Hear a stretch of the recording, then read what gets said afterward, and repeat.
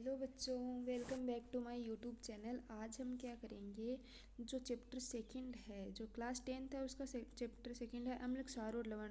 उसके हम एमसीक्यूज़ देखेंगे और अगर हम कहीं पर अटक गए तो उस टॉपिक को भी क्लियर कर लेंगे। तो चलो शुरू करते हैं। साहिल रसायन विज्ञान परियोजना के लिए अपनी समय सीमा को पूरा करने के लिए अपनी प्रयोगशाला में देर से काम कर रहा था। उन्होंने एक शोध परियोजना प्रस्तुत करने का निर्णय लिया जिसमें अम्ल और क्षार की उनकी समझ शामिल है। उन्होंने नमूने में से एक पर लिटमस परीक्षण के साथ शुरुआत की और लिटमस पेपर के रंग में परिवर्तन देखा। लिटमस पेपर कैसा हो गया, नीले से लाल रंग का हो गया। और बताओ कि वो कौन सा, मतलब कि किस में उसने वो कौन सा विशेष नमूना क्या था, उसके गुण क्या थे।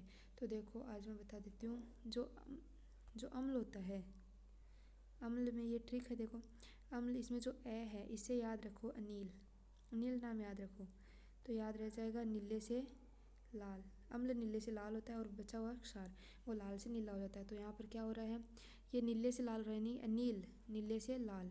ठीक है, तो ये पता चल गया है कि अम्ल है। तो अब इसके ऑप्शन देखते हैं। नमूने में कड़वा स्वाद होता है। कड़वा किस में होता है? कड़वा होता है क्षार में। अम्ल कैसा होता है? अम्ल होता है खट्टा। क्या होता है? खट्टा होता है। सभी को पता है। अगर किसी ने पढ़ लिया है तो उसका रिवीजन बहुत बढ़िया तरीके से हो जाएगा। और किसी ने नहीं पढ़ा है तो पहले इस चैप्टर को पढ़ो, किसी भी वीडियो को देख लो और उसके बाद में एमसीक्यूज देने आना। बहुत बढ़िया तैयारी हो जाएगी आपकी इस चैप्टर की। नमूने में OH- है। OH- का मतलब क्या होता है? OH- ना जल में कौन देता है? तो वो देता है क्षार। जो अम्ल है वो तो हमारा H+ देता है, H+ आयन देता है।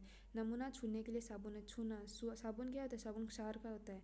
नमूने का pH मान 7 से कम है। ये हमारा राइट क्वेश्चन हो जाएगा। ठीक है, तो चलो आगे। संगीता अपनी रसोई में काम कर रही थी। सेकंड क्वेश्चन है, संगीता अपनी रसोई में काम कर रही थी जब उसने देखा कि शेल्फ पर रखी हल्दी साबुन के पानी की कुछ बूंदों के संपर्क में आने के बाद गहरे लाल रंग की हो गई। साबुन क्या है? क्षारीय है। हल्दी, इसका मतलब कि क्या है? ये सूचक है, सूचना दे रही है कि क्या है, जो साबुन है वो क्षारीय प्रकृति की है, इसीलिए वो रंग चेंज कर रही है, लाल रंग की हो रही है। हल्दी एक्सपायरी डेट की पार कर गई। अरे नहीं, ये नहीं होगा। हल्दी में गुणवत्ता की कमी थी। अरे ऐसा थोड़ी ना होता है। तीसरा है, हल्दी यहाँ एक संकेतक के रूप में काम करती है क्योंकि साबुन प्रकृति में बुनियादी का यहाँ पर अर्थ है क्षार है। चलो यही हो गया हमारा। तो प्रकृति में अम्लीय तो होते नहीं है क्योंकि हमने अभी भी पढ़ा पिछले क्वेश्चन में। चलो तीसरा हमारा क्वेश्चन है, नीचे दिए गए विकल्पों में से कौन सा अम्ल के साथ अभिक्रिया करके संगत लवण, कार्बन डाइऑक्साइड और जल देता है। ये याद रखो कि कोई भी, मान लीजिए हमने लिया HCl लिया और इसमें हम मिला रहे हैं कैल्शियम ऑक्साइड या कैल्शियम हाइड्रोक्साइड या कैल्शियम कार्बोनेट।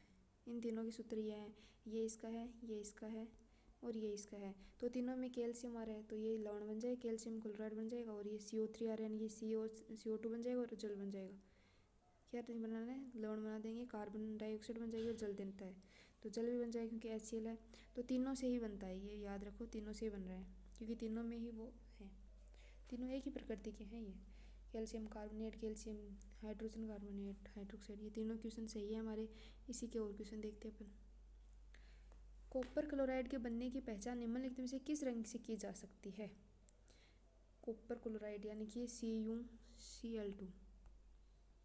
CuCl2 अगर बन गया तो हमें कैसे पता चल जाएगा? कॉपर यानी जिंक, नहीं, कॉपर यानी तांबा होता है। तो तांबा क्लोराइड बनना मतलब, तांबा कैसे रंग का होता है बताओ जरा। कॉपर क्लोराइड होगा आई थिंक नीले हरे। जब ना जो तांबा होता है वो जब खराब होता है यानी संचारित होने लगता है तो वो हरा रंग का होता है। तो हो सकता है लालिमा, तो बुरा भी होता है वो वैसे तो देखो नीला हरे कर देते हैं। ये हमारी बुक में नहीं है। अभिकथन देखो, अधात्विक ऑक्साइड अम्लीय प्रकृति के होते हैं।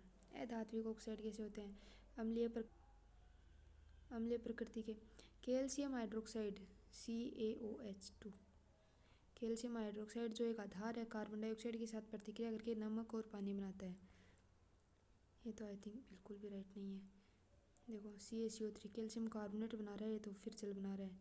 तो नमक कहाँ से बना है? नमक तो HCl होता है, नहीं NaCl होता है। पानी तो बना रहा है कैल्शियम कार्बोनेट भी। अगर लवण लिखा है इसने तो ये सही हो सकता है। अधात्विक ऑक्साइड होते हैं अम्लीय देखो अधात्विक ऑक्साइड अम्लीय प्रकृति के ही होते हैं। धात्विक ऑक्साइड कौन सी प्रकृति के होते हैं? धात्विक ऑक्साइड होते हैं क्षारीय प्रकृति के। ठीक है, तो मुझे फर्स्ट वाला तो सही लगा, लेकिन इसमें अगर लवण है तब तो सही है वरना गलत है। तो हम इसका तुक्का लगाएंगे। अगर आपको आता है तो बढ़िया है, आपकी तैयारी बेस्ट है। दोनों ए और आर सत्य हैं और आर एक सही व्याख्या है। दोनों ए और आर सत्य हैं लेकिन आर एक सही व्याख्या नहीं है। ए सत्य है लेकिन आर असत्य है। ए सत्य है लेकिन आर सत्य, ए तो सत्य है, ये तो पक्का है। इसमें थोड़ी कन्फ्यूजन है। दिए गए पदार्थों में से किसका उपयोग घ्राण संकेतक के रूप में किया जा सकता है? घ्राण संकेतक ही हमारे बुक में हल्दी, मिथाइल संतरा, वनीला, ये इसमें होगा वनीला। हल्दी तो वो सूचक है, तो घ्राण संकेतक यानी जिसको हम सूंघ करके यार पता चल जाए कि अम्ल है या क्षार है।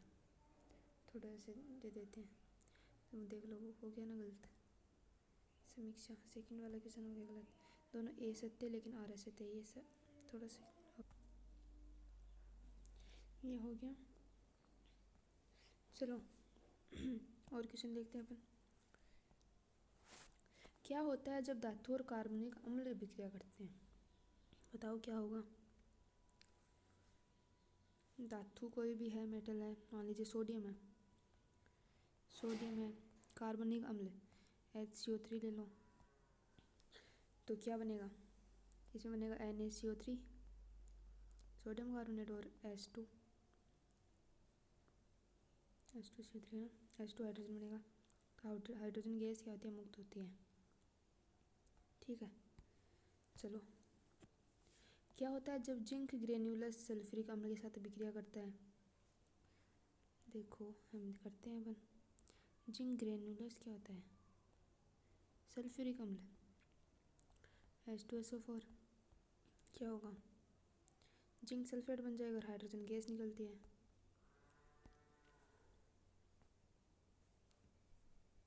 सभी अम्लों और क्षारकों में क्या समानता है? अम्ल और क्षार दोनों क्या होते हैं? पानी में घुलने पर ये दोनों आयन उत्पन्न करते हैं, सही है। वे उपचयन विक्रिया में मदद करते हैं। उपचयन का मतलब क्या होता है कि ऑक्सीजन निकलती है या हाइड्रोजन जुड़ती है। वे पानी में नहीं घुलते हुए एक साथ मिश्रित होने पर एक ऊष्मा क्षेपीय विक्रिया उत्पन्न करते हैं। जब मिश्रित होते हैं एक साथ तो वो ये क्या करते हैं? ऊष्मा क्षेपीय विक्रिया उत्पन्न करते हैं। दो सही लग रहे हैं मुझे। वे एक साथ मिश्रित होंगे तो एक ऊष्मा क्षेपीय विक्रिया उत्पन्न करते हैं। ऊष्मा क्षेपित हैं, ऊष्मा निकलती है जब वो करते हैं ना, तो मुझे ये कर लेते हैं अपन। इसमें थोड़ा ज़्यादा ही डाउट है। तैयारी आपकी होनी चाहिए मजबूत, मेरी तो मेरे तो एग्ज़ाम है नहीं। फर्स्ट गलत है, हाइड्रोजन गैस मुक्त होती है। अरे हमने इसमें होती है कार्बन डाइऑक्साइड। धातु और कार्बनिक हमने तो बनाया था। सोडियम कार्बोनेट बनता है यहाँ से। हाँ, संतुलित नहीं किया था, ये गलती हो गई, संतुलित नहीं किया था अपन ने। कार्बन डाइऑक्साइड मुक्त होता है, ये याद रहेगा। अगर हम कोई भी क्वेश्चन हम गलत कर देते हैं और हम फिर हमें कुछ देर बाद में पता चलता है तो हमारे ये लाइफ टाइम याद रहती है कि हाँ, जब भी हमारे सामने वो क्वेश्चन आएगा तो हमें याद रहेगा हाँ उस दिन ये गलत हो गया था। इसलिए कई बार कुछ हिंट के रूप में याद रह जाते हैं। सभी अम्लों और क्षारकों में क्या समानता है? वे एक साथ मिश्रित होने में ऊष्मा क्षेपीय विक्रिया उत्पन्न करते हैं, ये ऐसा नहीं बताया गया। पानी में घुलने पर ये दोनों, मैंने बोला था इन दोनों में कन्फ्यूजन है मुझे। तो अगर किसी ने अभी रिसेंटली ये चैप्टर रिवाइज किया है तो उसको पता है, आइडिया होगा। उसकी सारी क्वेश्चन सरल हैं क्योंकि क्वेश्चन बहुत आसान है। चलो इसका सेकंड टॉपिक देखते हैं, नया टॉपिक, लास्ट वाला टॉपिक देखेंगे। अम्ल और क्षार दैनिक जीवन में हम पीएच का महत्व वाले क्वेश्चन करें। शुक्र का वातावरण हाइड्रोक्लोरिक एसिड के घने सफ़ेद और पीले रंग के बालों से बना है। एकदम रॉन्ग है। दांतों की सड़न तब शुरू होती है जब मुंह का पीएच 4.5 से कम होता है, ये भी गलत है। देखो इसमें आप फंस जाओगे, मुझे पता है। 4.5 से कम होती है तब नहीं होती है दांतों की सड़न, 5.5 से कम होती है तब होती है दांतों की सड़न। चलो देखो, दोनों गलत है, मतलब झूठा है दोनों झूठे हैं यहाँ पर। ताजमहल का रंग पहले सफ़ेद होता था लेकिन हाल ही में हल्के पीले रंग में बदल गया। ये विशेषज्ञों का दावा है कि इस तरह के संक्रमण के पीछे कारण अम्लीय वर्षा है। आपको क्या लगता है कि अम्लीय वर्षा इस तरह के बदलाव का कारण क्यों बन रही है? क्योंकि अम्लीय वर्षा का पीएच 5.6 होता है जो थोड़ा अम्लीय होता है, जो अत्यंत अम्लीय होता है PC। हमारी बुक में दे रखा है कि जो 5.6 से अम्लीय वर्षा का मान, अम्लीय वर्षा का होता है कि जब 5.6 से पीएच मान कम हो जाता है तो होता है अम्लीय वर्षा। तो हम कर देते हैं। इसका अम्लीय वर्षा का 1.2 जो अत्यंत अम्लीय होता है इसी कारण होता है। तो देखो अम्लीय वर्षा में कौन कौन से अम्ल होते हैं, देखो बता देती हूँ। HNO3 और H2SO4, इन दोनों के कारण होती है अम्लीय वर्षा। चलो अगला क्वेश्चन अपन देखते हैं। अम्लीय वर्षा से प्रभावित नदियों में जलीय जीवों का जीवित रहना उतना आसान नहीं है जितना कि अम्लीय वर्षा से प्रभावित नदियाँ, क्योंकि अम्लीय वर्षा नदी के पीएच को अम्लीय बना देती है।